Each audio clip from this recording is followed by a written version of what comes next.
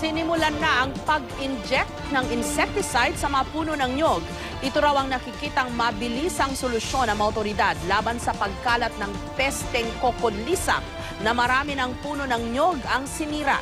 May report si Bam Alegre.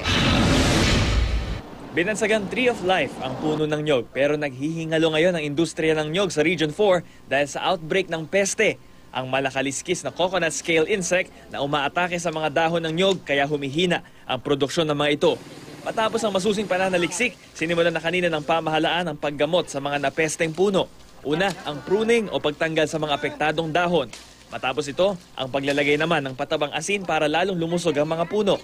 Ang pangunahing panglunas, trunk injection ng pesticide para mamatay ang mga peste nang hindi nakakaapekto sa paligid. We have to nip it in the bud because mabilis po siyang kumalat. Pag hindi ho natin talagang masusog po dito, maapektuhan na yung ibang mga coconut producing provinces. San Pablo, sa Batangas, sa Cavite, so sabay-sabay po yan. Sa rehiyon ng Calabarzon at maging sa Basilan, ang peste nakaapekto na raw ng tinatayang 1.8 million na mga puno ng nyog. At ito ay kumakalat daw ng 0.4 kilometers kada buwan. Kaya naman ang pamahalaan naglaan na ng 750 million na budget para rito dahil kung mapabayaan, ang pinsala nito ay pwede umabot ng 33 billion pesos. Kada araw, 330,000 na puno ang i-injectionan. Tatagal ang paggamot ng 2 buwan.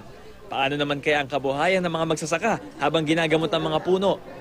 The national government will supply the pesticide, will supply the fertilization, the spraying. So we will supply all of that.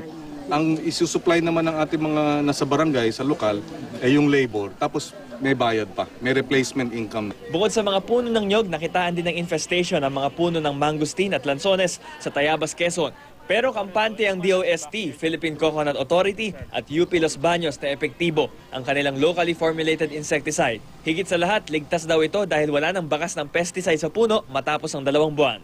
Malalim na pagsisiyasat at pagsasaliksik ang nangyari to come out with that protocol. Bam Alegre, GMA News.